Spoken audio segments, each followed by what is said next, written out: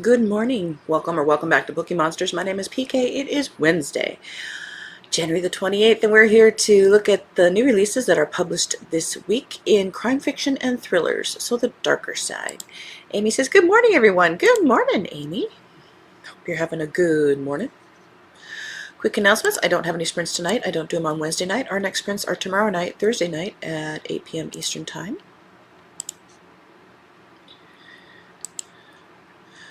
First up, Frida McFadden has a new one.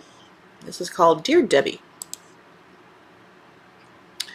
Debbie Mullen is losing it. For years, she has compiled all her best advice into her column, Dear Debbie, where the wives of New England come for sympathy and neighborly advice. Through her work, Debbie has heard from countless women who are ignored, belittled, or even abused by their husbands, and Debbie does her best to guide them in the right direction. Or at least she did. These days, Debbie's life seems to be spiraling out of control. She just lost her job, something strange is happening with her teenage daughters, and her husband is keeping secrets, according to the tracking app she installed on his phone. Now Debbie's done being the bigger person. She's done being reasonable and practical. It's time to take her own advice. And now it's time for payback against all the people in her life who deserve it the most. I don't think payback is the good advice. Yes, do something for yourself, but that payback revenge thing is just a boomerang.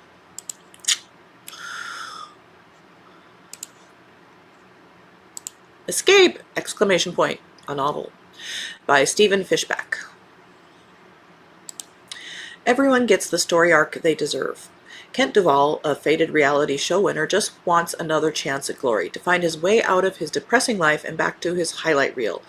When a scandal is captured on camera at a charity event, he gets his shot on a new jungle survival show with 7 other contestants. Each of them has been cast as a type. Ruddy the bully, Miriam the nerd, Ashley the love interest, but everyone is more than they appear. The contestants' goals seem simple: survive the wild, build a raft, win treasure. But Beck Berman, a reality producer who suffered her own public shaming, sees them as characters in her redemption arc. As the schemes and strategies spiral out, breakout camps sabotage each other, and rival producers struggle to control the storyline. Soon the question becomes less about who will win than who will make it out in one piece.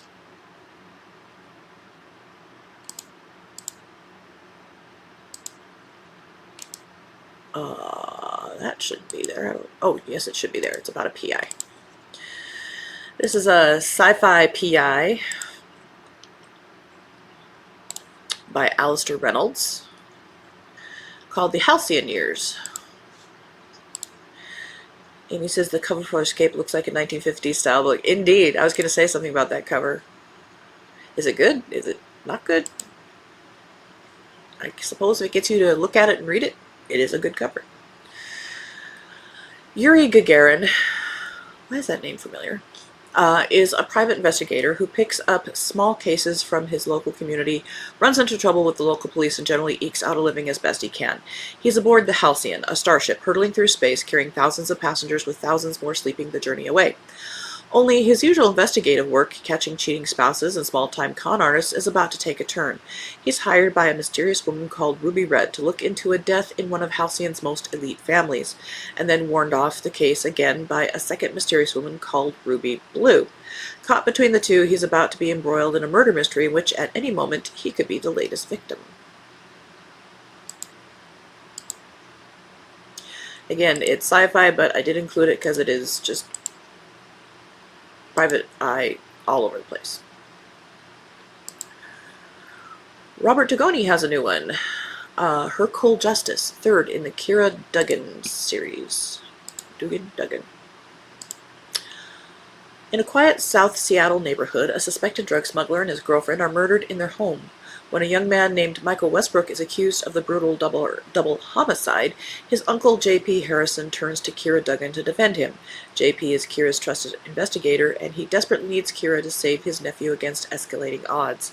The evidence is circumstantial. Michael worked with one of the victims, drugs were found in his possession, and he bolted from authorities. Ruthless star prosecutor Antran has gotten convictions on much less. With the testimony of 2 prison informants, the case looks grave. But Kira never concedes defeat. To free her client, she must dig deep before Tran crushes both of them. As the investigation gets more twisted with each new find, Kira is swept up in a mystery with far-reaching consequences. This case isn't just murder, it's looking like a conspiracy, and getting justice for Michael could be the most dangerous promise Kira has ever made. End of that road. Allison Brennan has a new one.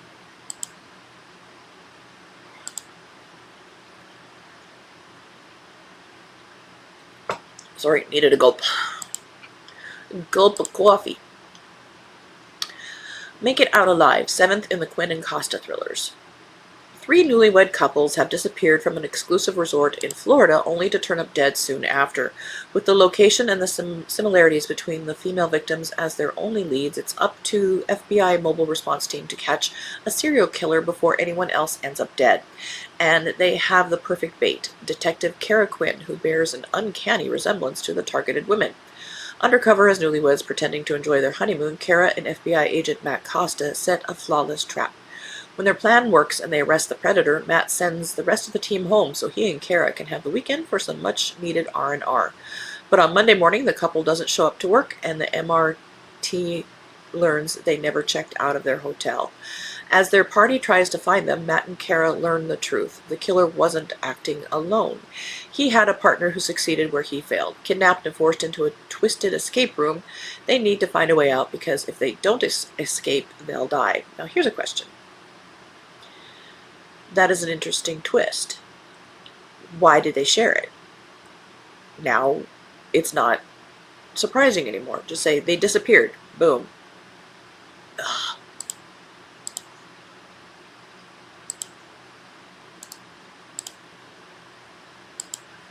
Missing Sam by Thridi Umragar.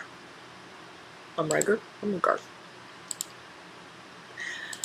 Good afternoon, Helen. How is it? How's it going? Hope you've had a good day. One night after a party, old grievances surface between married couple Aaliyah and Sam, and the night ends badly with a heated argument. Sam goes for a run early the next morning to clear her head and doesn't come back. Aaliyah reports her wife missing, but as a gay Muslim daughter of immigrants, she can't escape the scrutiny and suspicion of those around her. My only thing here is I have nothing against gay, I have nothing against Muslim. Those two things are really difficult to be together and still be alive in that culture. Never mind. Scared and furious and feeling isolated as strangers and acquaintances alike doubt her innocence, Aaliyah makes one wrong choice after another. She must fight to prove her innocence in the public eye, even as she is torn between her fear and Sam is dead and her desire to find and save her wife. But is safety ever truly possible for them? I mean, even if you live in the U.S., their culture, they still do that here.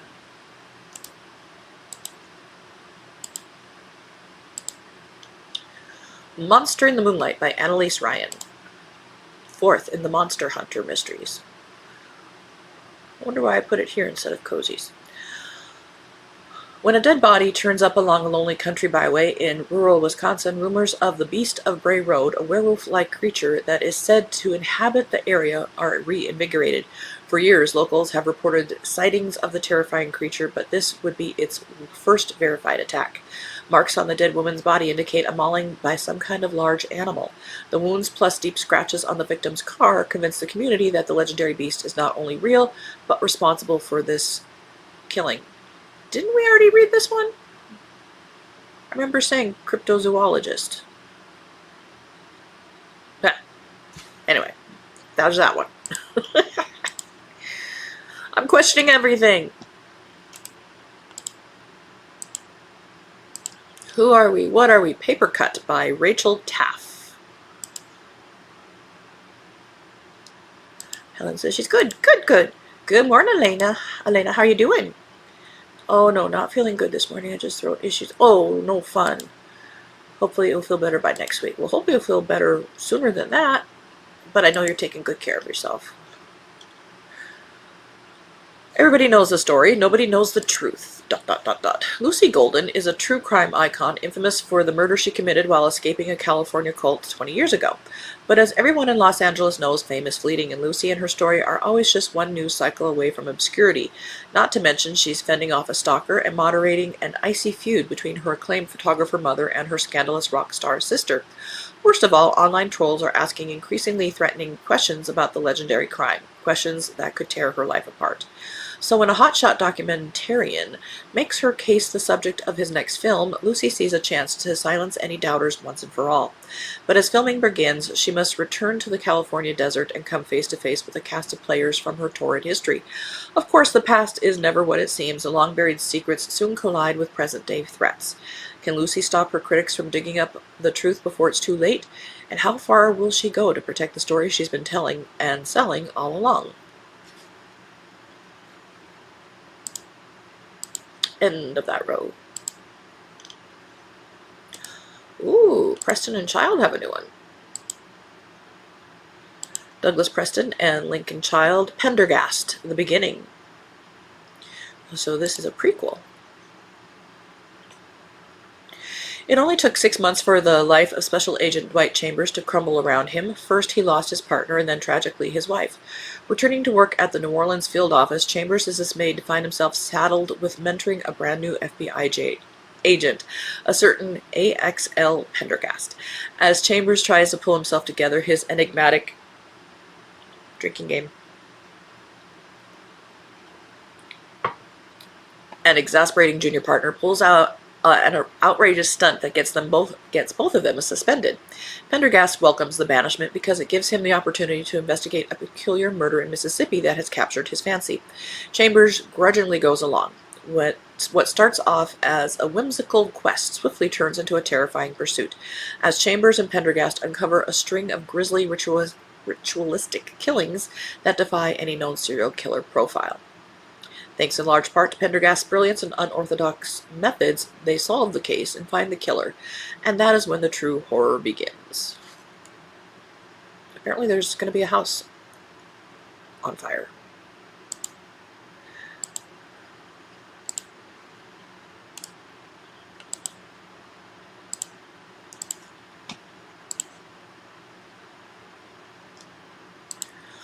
Rifle Season by Pat Kelly. Part of the Mace Winters series. It doesn't say where it is and how many there are. Mason Mace Winters, with his acclaimed reputation as one of the best big game hunters in Colorado, lives for the thrill of the hunt.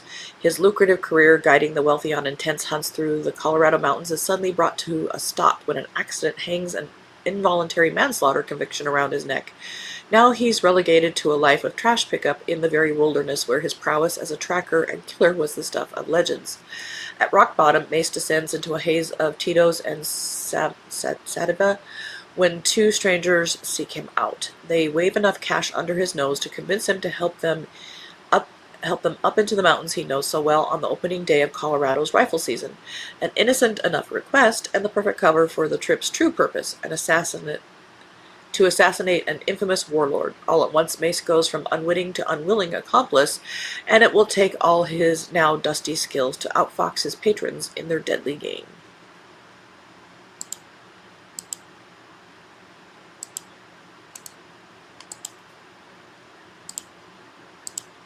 Sign of the Cross by Glenn Cooper. Part of Cal Donovan Vatican conspiracy thrillers. In Italy's Abruzzo Hills, a young priest bears bleeding wounds on his wrists as if pierced by nails, the first signs of the stigmata. Harvard professor Cal Donovan has built a career separating faith from fraud, but when the Vatican summons him to investigate, what he discovers shakes the foundations of everything he believes. The stigmata may be real. Before he can uncover the truth, the priest Giovanni is abducted from his church in the dead of night by a ruthless neo-Nazi network rooted in Hitler and Himmler's obsession with occult power. A mystery Cal was meant to explain becomes something far more dangerous, a sign of a terrifying revelation. With Giovanni himself the key to an earth-shattering secret they plan to weaponize to ignite an apocalyptic catastrophe. With time running out, Cal must track down Padre Giovanni, decode the secret others are willing to kill for, and stop a plot that could bring about the end of the world. It's Tuesday. Says perfect for fans of Dan Brown, Steve Barry, and James Rollins. This would be perfect for Garbogust. For me.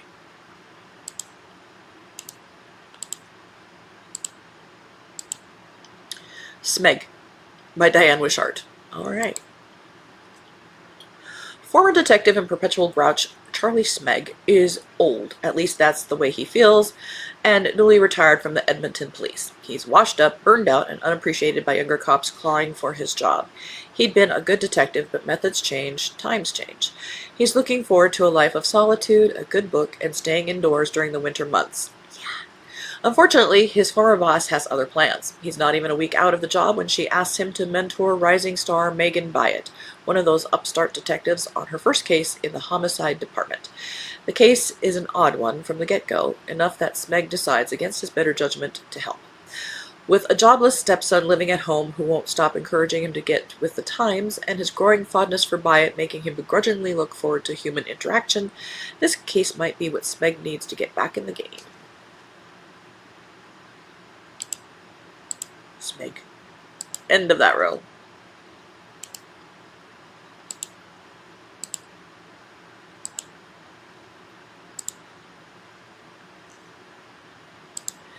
The Cormorant Hunt by Michael Idov, second in the Cormorant trilogy. This is described as Slow Horses meets Red Sparrow.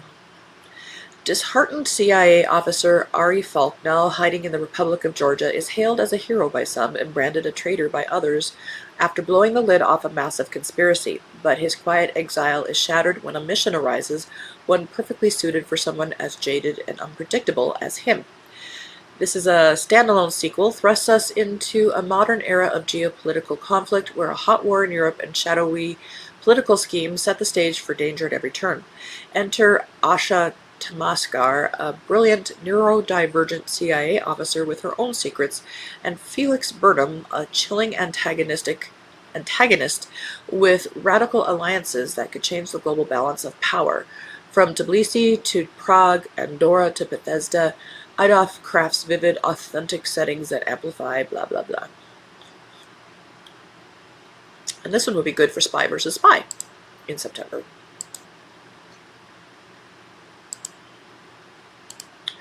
Don Winslow has a new one. The Final Score.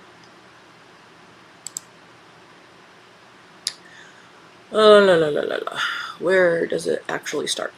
The multi-million-dollar casino heist is impossible. It can't be done. That's what makes it irresistible to a legendary robber facing the rest of his life in prison for his final score. Title card. An ambitious, hard-working, college-bound teenager has a side job delivering illegal booze to the Sunday list until a crooked cop, a seductive customer, and a fake guru threaten to end his dreams. Two wise guys tell each other a true story over breakfast at dinner. Are these short stories?